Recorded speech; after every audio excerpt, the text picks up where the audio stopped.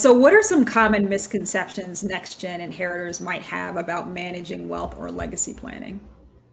I think if you don't know, how your parents grew up with money, if you are inheriting wealth, if you don't know how they built it, there can be an assumption that money is easy, and you assume windfalls are coming and you'll be set.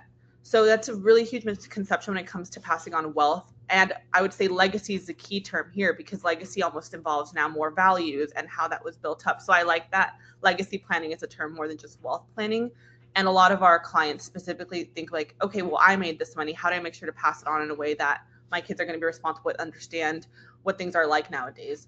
Also, in today's day and age, it's important to make sure that just because somebody is inheriting wealth, they also know what, not just what came with it in values, but the current economic situation that we're in today. I think wealth today is not what it was 30 years ago, and understanding more of the technical side of things and how this can impact you taxes wise, liquidity wise, the world we live in with inflation, and how student debt is more common than it was before, and just a lot of things. So I think misconceptions just being that if you get money you'll be set, because that's not how it works. There needs to be an understanding of how that was probably nice. It would be nice to know how that was inherited and how that was built, but also you have to learn how to manage it. You have to have financial fluency.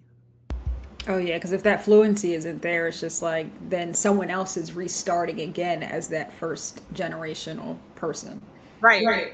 And I And don't I know don't know. stats, but it's like by the third generation, I think almost all the money is used up, like because there was no passing down of one, the values, two, the education, and maybe three, that work ethic that it took to build the first person, to build up the wealth.